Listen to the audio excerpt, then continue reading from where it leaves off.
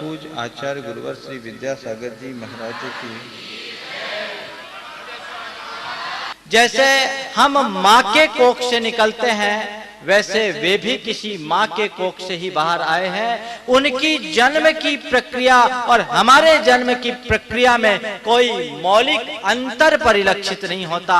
और जैसे एक दिन हम इस संसार से मरेंगे, वैसे वे भी इस संसार से जाते हैं।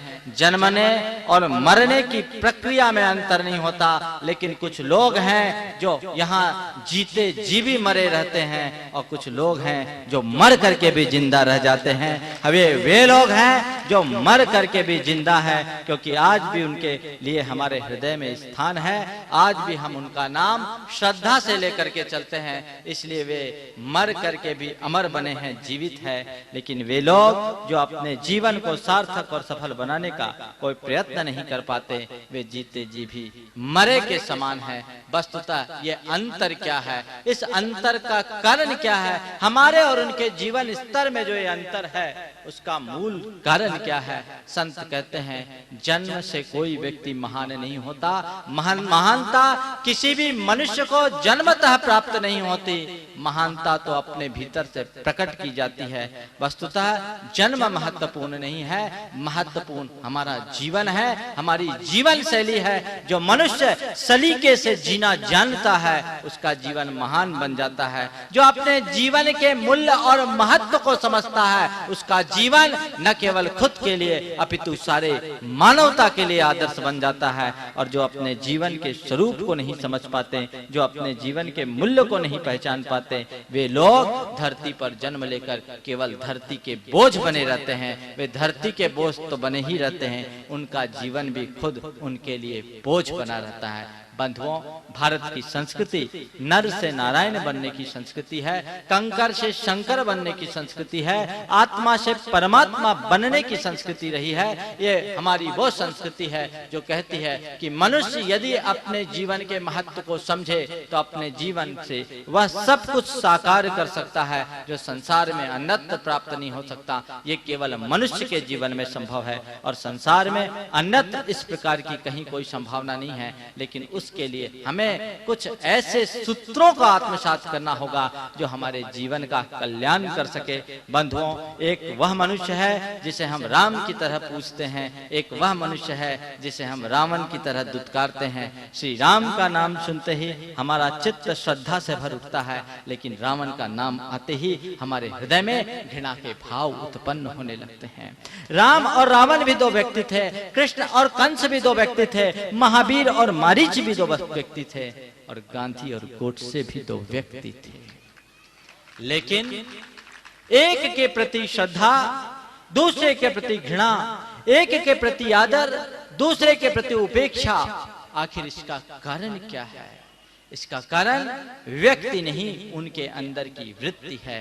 राम की तरह जिए हैं, और वे केवल राम नहीं रहे, हम सबके हृदय में रम गए। आज भी हर व्यक्ति श्रद्धा से उनका नाम लेकर अपने आप को गौरवान्वित महसूस करता है, अपने आप को कृतार्थ कर महसूस करता है। ये श्री राम के चरित्र की बात है। बंधुओं, राम हो या रावण, कृष्ण हो या कंस, महावीर हो या मारीच, या गांधी हो या गोडसे, मेरे देखे ये दो व्यक्ति नहीं हैं। ये हमारे अंदर के दो प्रकार की वृत्तियों के परिचायक हैं।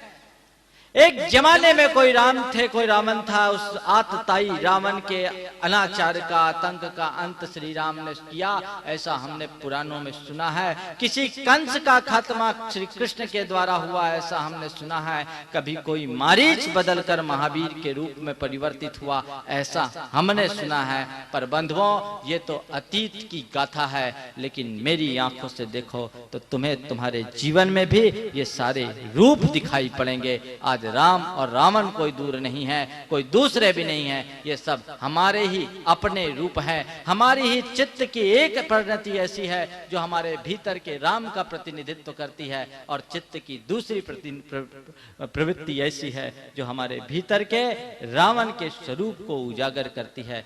वस्तुतः राम और रावण दो व्यक्ति नहीं, दो प्रकार की मनोवृत्ति के प्रतीक हैं जो हमारे भीतर है। हमारे अंदर का जो सत्कर्म है, हमारे अंदर का जो धर्म है, हमारे अंदर की जो त्याग और निष्प्रहता की भावना है, कर्तव्य का जो प्रेम है, वह हमारे भीतर का राम है। दया, करुणा, प्रेम, अहिंसा की जितनी भी सद्वृत्तियां हैं वे हमारे भीतर के रामत्व की प्रतिनिधित्व करती है। इसके विपरीत हिंसा, क्रूरता, दया, दमन, दंभ, दर्प, अभिमान और शोषण की जितनी भी दुर्वृत्तियां हैं वे सब हमारे भीतर के रावणत्व को उजागर करती है। दोनों ही अपने ही रूप है। मैं अपनी बात को रामायण के एक प्रसंग के माध्यम से आगे बढ़ाना चाह रहा हूं। रामायण में, वाल्मीकि रामायण में एक बड़ा अच्छा प्रसंग मेरे देखने में आया। जब रावण ने सीता जी का अपहरण कर लिया, अशोक वाटिका में सीता जी को रखा, सारे जतन कर लेने के बाद भी जब सीता ने रावण को स्वीकारा नहीं तो रावण हताश हो गया। वो हार गया। हार कर वह कुंभकर्ण के पास और कुंभकर्ण से कहा कि भाई कुछ उपाय बताओ, मैं अपनी प्रतिज्ञा से बंधा हूं कि किसी भी स्त्री की इच्छा के विरुद्ध उसके साथ कोई कुचेष्टा नहीं करूंगा। सीता मुझे स्वीकार नहीं रही है और सीता के अभाव में मेरा जीना दूभर हो रहा है। कोई रास्ता बताओ, नहीं तो मैं जीते जी मर जाऊंगा। दुर्योधन ने रावण को समझाते हुए कहा कि भैया आप इतने ज्ञानवान, नीतिवान, प्रज्ञावान हो, उसके बाद भी मेरे पास आए हो। आप इतने ज्ञानवान, नीतिवान, प्रज्ञावान हो, उसके बाद भी मेरे पास आए हो। जब आपको ये पता है कि सीता श्री राम के अतिरिक्त अन्य किसी को नहीं चाह सकती, सीता श्री राम के अतिरिक्त अन्य किसी की नहीं हो सकती, जब आप ये बात जानते हो तो सीता के पास राम का रूप धर करके क्यों नहीं चले जाते? आपके पास तो रूप बदल लेने की क्षमता है। जब आपको ये पता है कि सीता श्री राम को छोड़कर अन्य किसी की नहीं हो सकती, तो आप सीता के पास राम का रूप धर करके क्यों नहीं चले जाते? आपके पास तो रूप बदल लेने की क्षमता है। जानते हैं रावण ने क्या जवाब दिया? रावण ने कहा, अरे पगले, ऐसा तो मैं कई बार कर चुका। अरे पगले, ऐसा तो मैं कई बार कर चुका, पर क्या बताऊं, जब जब मैं राम का रूप धरकर सीता के पास जाता हूं मेरे अंदर वैसे दुर्भाव ही नहीं आते। मैं क्या करूं? बंधुओं, ये घटना हमें बहुत कुछ कहती है। रावण जैसा शख्स भी यदि रामत्व को जागृत करे तो उसके अंतरंग में भी राम प्रतिष्ठित हो सकते हैं। इसलिए मैं कहता हूं कि राम और रावण हमसे जुदा नहीं है, हमारे ही अपने रूप हैं। आवश्यकता है अपने भीतर के राम को जागृत करने की और इस रावण के आतंक से अपने हृदय के साम्राज्य को मुक्त करने की। तभी हम अपने जीवन में कुछ शाश्वत उपलब्धि घटित कर सकेंगे। लेकिन ये तभी संभव होगा जब हम जीवन निर्माणी उन सूत्रों को आत्मसात करेंगे जो हमारे भीतर एक अच्छे व्यक्तित्व का सृजन करते हैं, जिन्हें आत्मसात करने के बाद हम अपने मानवीय मूल्यों को प्रतिष्ठित करते हुए, अपनी मानवता को प्राप्त करते हुए भगवत्ता की अभिव्यक्ति के लिए सक्षम बन सकते हैं। बंधुओं, हमारी संस्कृति वैसे तो नर से नारायण बनने की संस्कृति है, लेकिन ये बात हमें बहुत अच्छे तरीके से जानने की जरूरत है कि नर नारायण तभी बनता है जब वह नर करनी करता है। नर यदि नर करनी करे तब नारायण होए। नर को नर करनी करने की जरूरत है। जब तक मनुष्य में मनुष्यता की प्रतिष्ठा नहीं हो जाती तब तक उसके भीतर की भगवत्ता अभिव्यक्त नहीं हो सकती। आवश्यकता है मनुष्यता की प्रतिष्ठा की। हमारे जितने भी धर्मशास्त्र हैं और हमारे जितने भी ऋषि मुनि संत महंत हुए हैं, उनकी देशना का, उनकी वाणी का, उनके उपदेशों का सार कुल यही है कि सबसे पहले हम अपने जीवन के मानवीय पक्ष को उजागर करें और अपने साथ जगत का कल्याण करें। कैसे बनाएं हम अपने जीवन को बेहतर? बंधुओं, हमारा जीवन तो मिट्टी की भांति है। मिट्टी से दीप भी बनाया जा सकता है तो मिट्टी से खप्पर भी बनती है। जीवन मिट्टी है, ये हम पर है कि उसे हम खप्पर बनाते हैं या दीप बनाते हैं। खप्पर का काम केवल जमीन पर पड़े रहना है, उसका कोई अपना बहुत ज्यादा उपयोग नहीं। लेकिन दीप स्वयं जलकर सारे जगत में प्रकाश फैलाती है। जो केवल मिट्टी की तरह जीते हैं वे संसार में ऐसे ही रह जाते हैं, लेकिन जो मिट्टी की जगह दीप बन जाते हैं वे संत की भांति सारे संसार में प्रकाश फैलाते रहते हैं। बंधुओं, जीवन को मिट्टी से दीप बनाए, मृण्मय से चिन्मय की यात्रा करें। हमारी संस्कृति अंधेरे से प्रकाश की संस्कृति है। तमसो मा ज्योतिर्गमय का बोध वाक्य हमें जन्म घुट्टी के साथ सिखाया जाता है, पढ़ाया जाता है। बचपन से हमने ये सीखा है कि अब तक हमने तमस का साक्षात्कार किया है, अब हमें ज्योति का अभिनंदन करने की आवश्यकता है। और ज्योति का अभिनंदन केवल वही कर सकते हैं जिस मनुष्य के जीवन में अपने जीवन का महत्व और मूल्य का बोध हो। मूल्य बोध बहुत जरूरी है, उसे हम समझे और अपने जीवन को उसी अनुरूप बढ़ाने की कोशिश करें। हम जीवन को बेहतर किस भांति बनाएं। मैं आपको आज 4 बिंदुओं पर आप सबका ध्यान केंद्रित करना चाहता हूं, जो आपको अपने जीवन को मंगलमय बनाने में बहुत सहायक होंगे। हमने धर्म और धर्म ग्रंथों को विभिन्न संदर्भों में पढ़ा है। हमने अपनी अपनी भांति बहुत सारी उपासनाएं की है और क्रिया और आचार को भी अपनाया है। बंधुओं, आचार का अपना महत्व है, लेकिन कोई भी आचार तब तक सार्थक नहीं होता जब तक उसके पीछे कोई ठोस विचार नहीं होता। बंधुओं, इसीलिए हमारी संस्कृति में धर्म और दर्शन दोनों को समान महत्व दिया गया है। धर्म हमारे आचारात्मक पृष्ठभूमि का प्रतिनिधित्व करता है, तो दर्शन हमारे विचारों का प्रतिनिधित्व करता है। बिना आचार के विचार निरर्थक होते हैं, तो बिना विचार के आचार भी निरर्थक होते हैं। विचार शून्य आचरण पंगु है, विचार शून्य आचरण अंधा है, तो आचरण शून्य विचार पंगु है। हमें दोनों बातों का ध्यान रखना जरूरी है। यदि आचार हमारे पांव हैं तो विचार हमारी रीढ़ है। पांव होने के बाद भी यदि हमारी रीढ़ मजबूत नहीं हो तो हम ठीक ढंग से चल नहीं सकते। ये बात आज के संदर्भ में चूंकि मंच से इस तरह की बात कही गई, इसलिए मैं आप सबसे कहना चाहता हूं कि विचार और आचार दोनों के महत्व को समझे। जो भी आचार हम करें उसे एक विचार से जोड़ करके देखें। हमारी एक मुश्किल रही है, हमने धर्म की व्याख्याएं तो बहुत की है, लेकिन उसके व्यवहारिक स्वरूप को बहुत गौण कर दिया।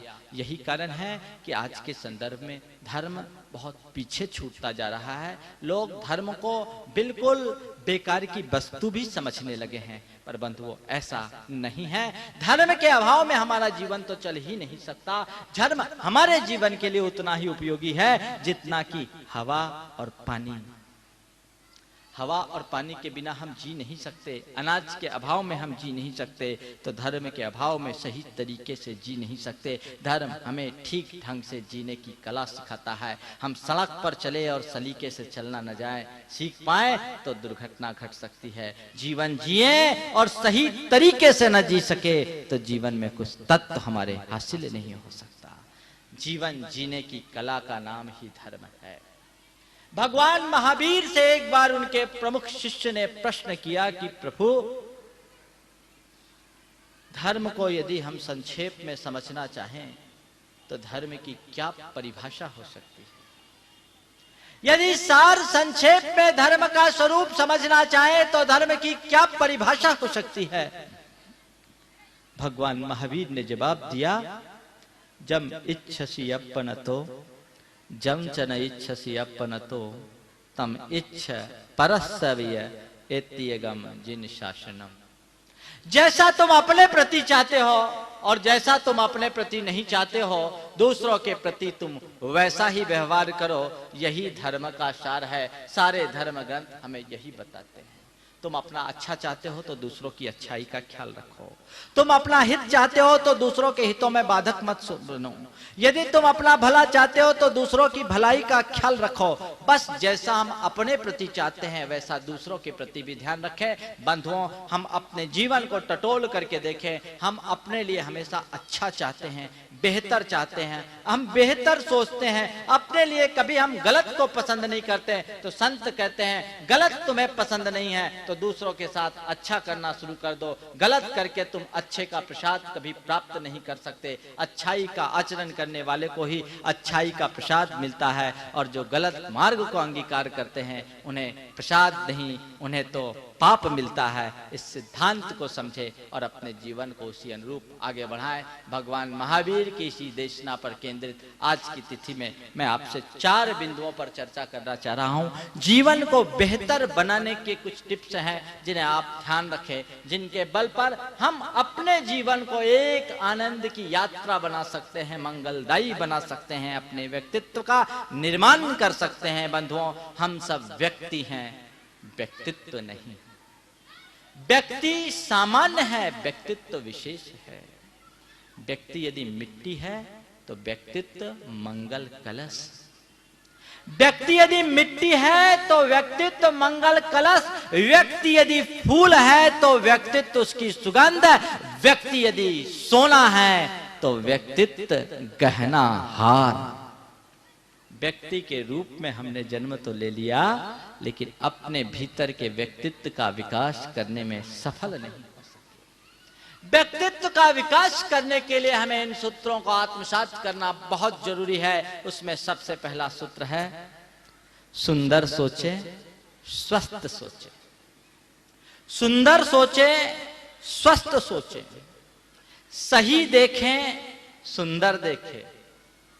सुंदर सोचें, स्वस्थ सोचें, सही देखें, सुंदर देखें, सही बोलें, सुंदर बोलें, सही करें, सुंदर करें।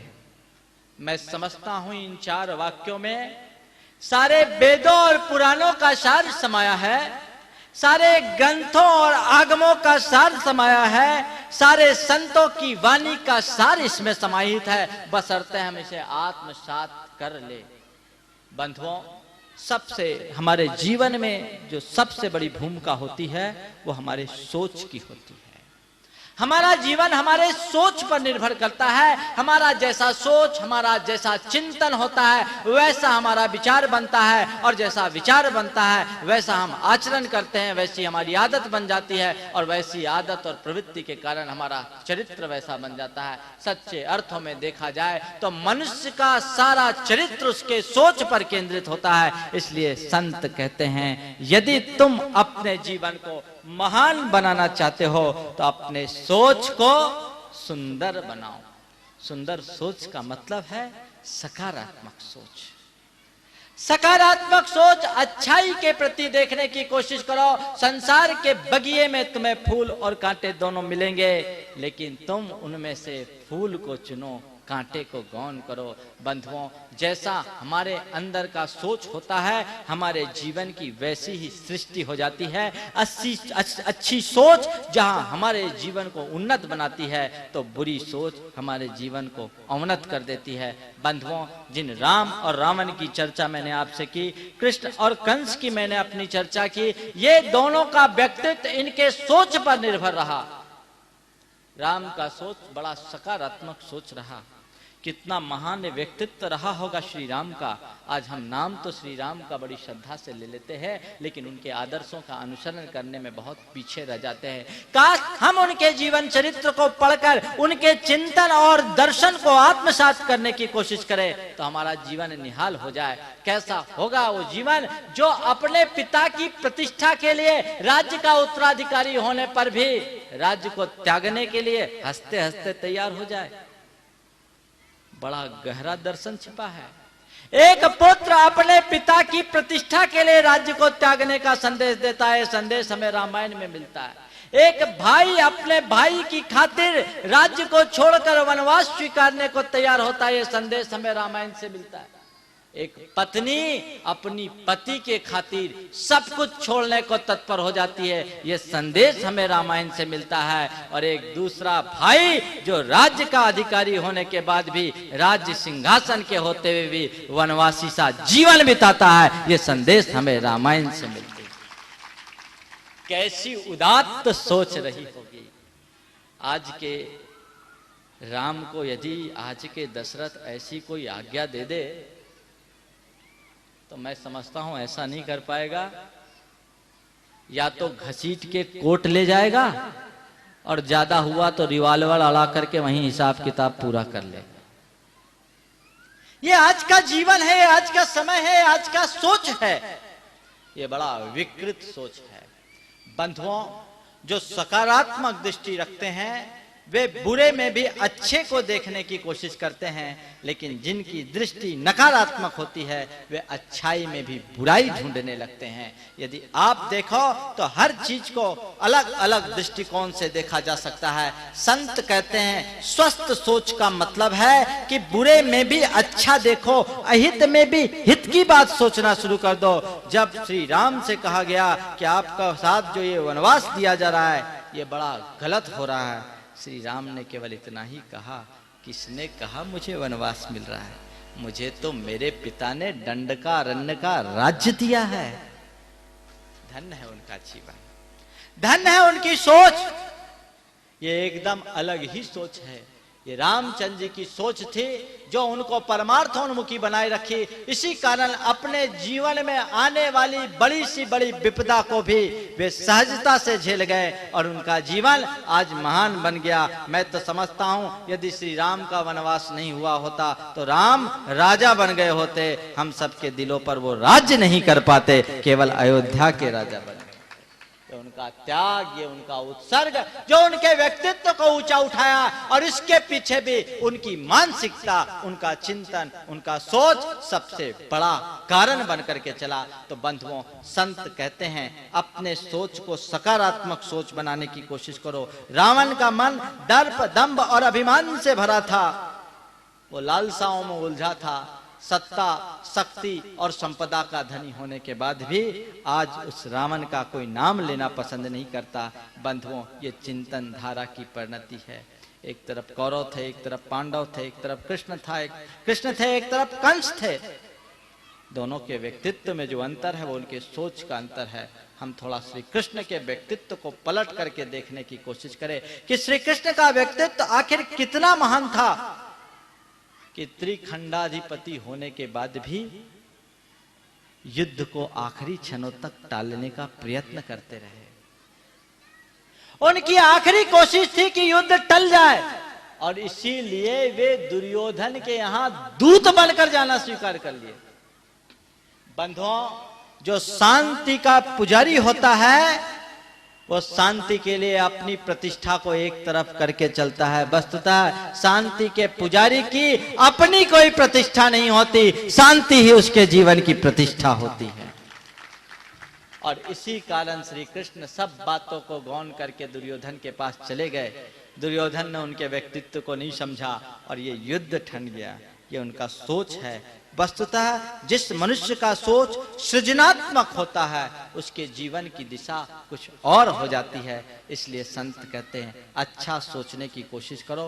मनुष्य मात्र का सारा जीवन उसकी सोच पर निर्भर करता है। हम जैसा सोचते हैं हमारा जीवन वैसा होता है। ध्यान रखें, मनुष्य को प्रकृति की सर्वश्रेष्ठ कृति कहा गया है। वो इसलिए नहीं कि मनुष्य के पास बहुत शक्ति है, साधन है, संपन्नता है, इसलिए नहीं। यदि इन दृष्टियों से देखा जाए तो जगत के अन्य प्राणियों में मनुष्य से ज्यादा क्षमताएं हैं। हम मनुष्य हैं, मछलियों की तरह तैर नहीं सकते, पक्षियों की तरह आकाश में उड़ नहीं सकते, बंदर की तरह पेड़ों पर कूद नहीं सकते, चिता जैसी हम में कोई फुर्ती नहीं है और बाज जैसी तीक्ष्ण दृष्टि नहीं है। एक इतना मजबूत प्राणी कहलाने वाले हम मनुष्यों को एक छोटा सा बिच्छू भी काट दे तो चित्त तिलमिला उठता है। लेकिन इसके बाद भी मनुष्य श्रेष्ठ है। किस लिए श्रेष्ठ है? मनुष्य के जीवन की श्रेष्ठता केवल इसलिए है कि मनुष्य के पास सोच है, चिंतन क्षमता है। मनुष्य शब्द की व्युत्पत्ति करते हुए कहा गया है कि जो मननशील हो वो मनुष्य है, जो मन से उत्कट और समृद्ध है वो मनुष्य है। हमारे पास वो चिंतन क्षमता है, हमारे पास वो सोच है। जैसा हमारा सोच होगा वैसा हमारा जीवन होगा। इसलिए यदि हम अपने जीवन को अच्छा बनाना चाहते हैं तो अच्छा सोचें। जैसे हम अपने लिए अच्छा सोचते हैं वैसे ही दूसरों के लिए अच्छा सोचें। ये तय मानिएगा कि हम दूसरों के लिए जैसा सोचेंगे वही हम पर रिवर्स होगा। वस्तुतः हमारा व्यक्तित्व और कुछ नहीं, हमारी ही सोच की प्रतिध्वनि है, हमारी अपनी निजी सोच की प्रतिध्वनि है। यदि हम अपने चित्त के बगिया में गुलाब के बीज बोते हैं तो गुलाब खिलते हैं, और यदि हम अपने चित्त की बगिया में कैक्टस के कांटे बोते हैं तो कैक्टस के कटीले पेड़ उगते हैं। यह हम पर है कि हम सृजनात्मक विचारों के माध्यम से अपने चित्त की बगिया को सद्गुणों के गुलाब से महकाते हैं, या निषेधात्मक रुग्ण विचारों के माध्यम से अपने चित्त को कैक्टस की कटीली झाड़ियों से भर देते हैं।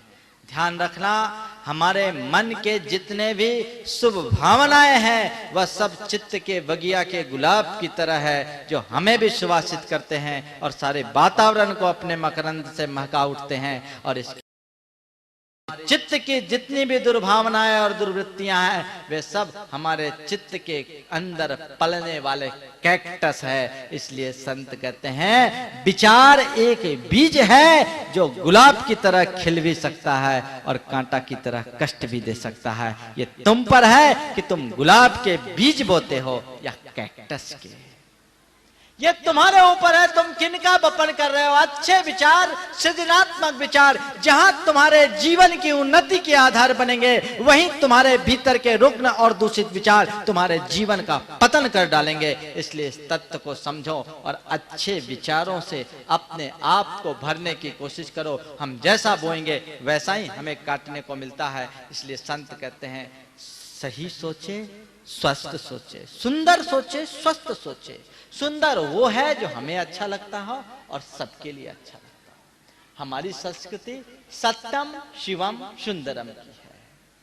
हम केवल अपनी ही बात ना सोचे, सामने वालों की भी बात सोचे। बात ध्यान रखना, यदि हम किसी का हित सोचते हैं, हमारे मन में किसी के प्रति घृणा है, विद्वेष है, वैमनस्य है या किसी तरह की निषेधात्मक भावनाएं हैं, तो कालांतर में वो हम पर रिवर्स होकर के भी आ सकती है। एक 4 साल का बेटा था, भोला भाला बेटा था।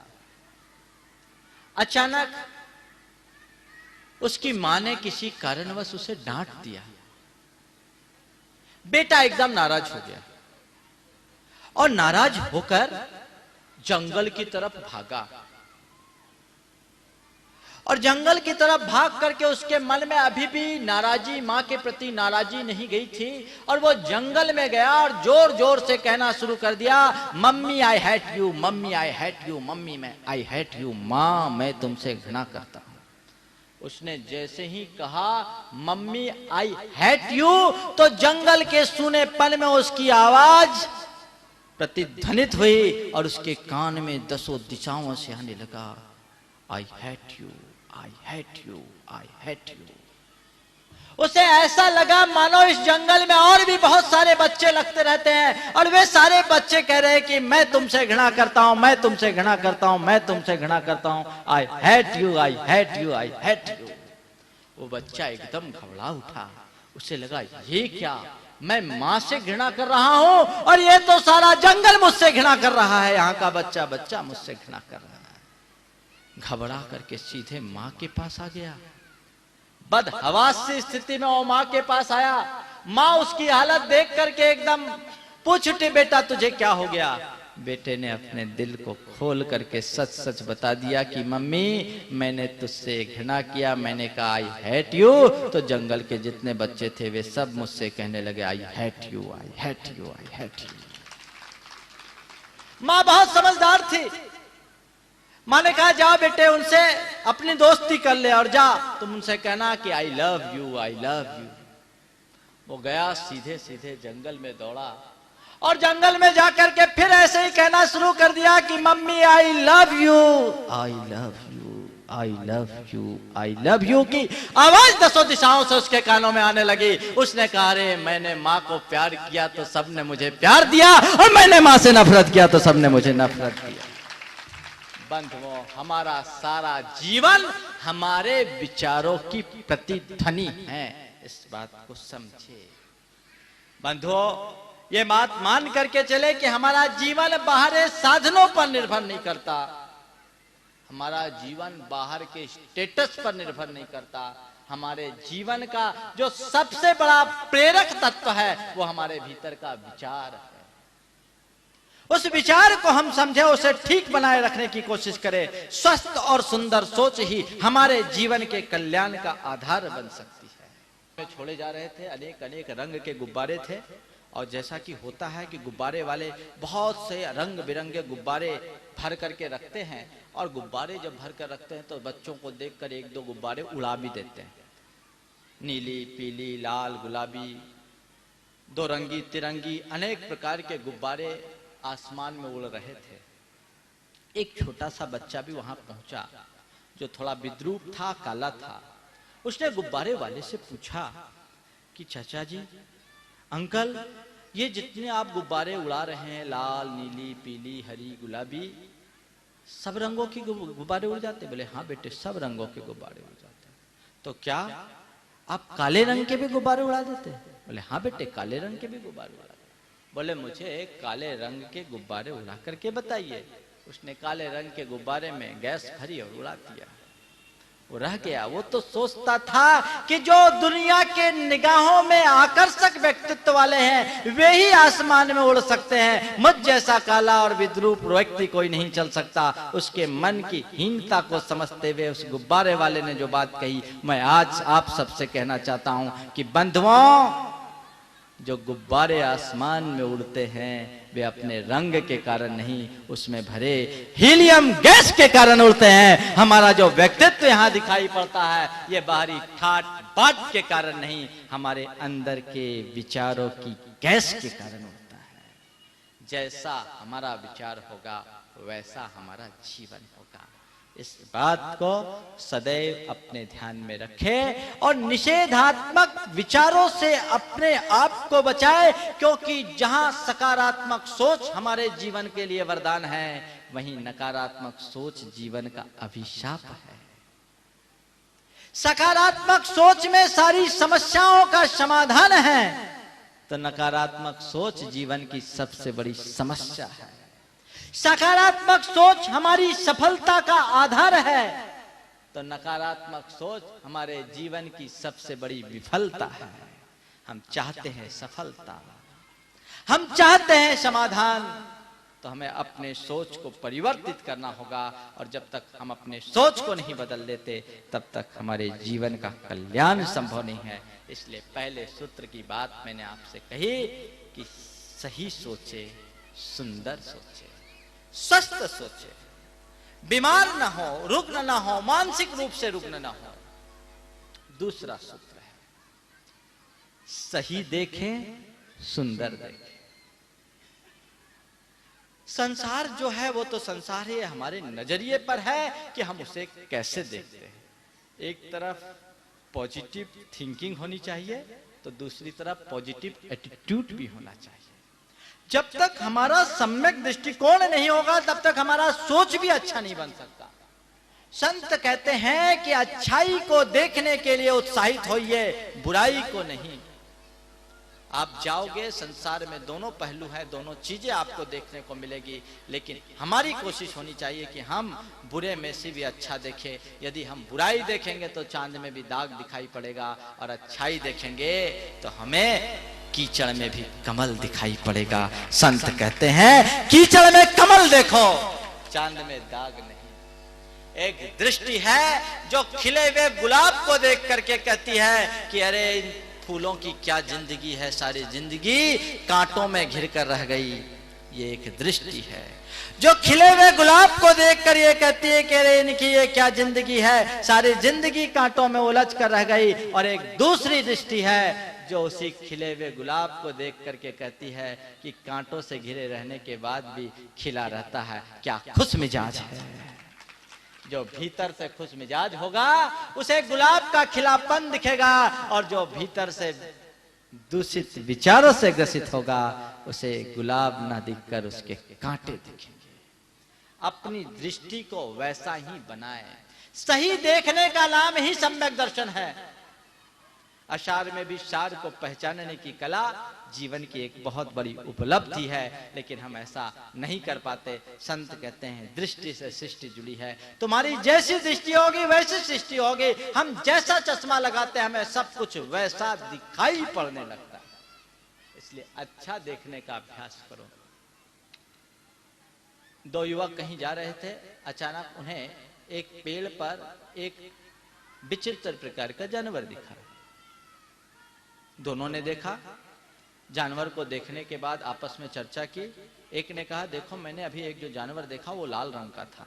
दूसरे ने कहा बेवकूफ मत बनाओ, वो हरे रंग का था। लाल रंग का था, एक कह रहा वो जानवर लाल रंग का था, दूसरा कह रहा हरा रंग का था। दोनों आपस में झगड़ने लगे, बात विवाद में परिवर्तित हो गई। बहुत जल्दी बात में विवाद बन जाते हैं, इसलिए बहुत हिसाब से बात करना चाहिए। एक कह रहा है कि वो जानवर लाल रंग का था, दूसरा कहता है कि वो जानवर हरा रंग का था। संयोग से एक संत उसी पेड़ के पास बैठे थे। दोनों की बात संत ने सुनी और दोनों ने जाकर के संत से पूछा कि गुरुदेव आपने भी वो जानवर देखा है क्या? बोले हाँ मैंने देखा है। आपने भी वो जानवर देखा है क्या? उसने कहा हाँ मैंने भी देखा है। उसने पूछा, दोनों ने पूछा कि गुरुदेव वो जानवर किस रंग का था? लाल रंग का था, दूसरा कहता हरा रंग का था। गुरुदेव ने दोनों की बात सुनी, कहा वो जानवर लाल भी था और हरा भी था। वो जानवर लाल भी था और हरा भी था। दोनों को बड़ा आश्चर्य हुआ, कैसे हो गया? तो लाल होगा या हरा होगा? उन्होंने कहा भाई यही तो उस जानवर की विशेषता है। वो जानवर लाल भी था और हरा भी था क्योंकि वो गिरगिट था। वो गिरगिट था। हम भी कहीं गिरगिट की तरह रंग बदलने वाले तो नहीं है। विचारना होगा।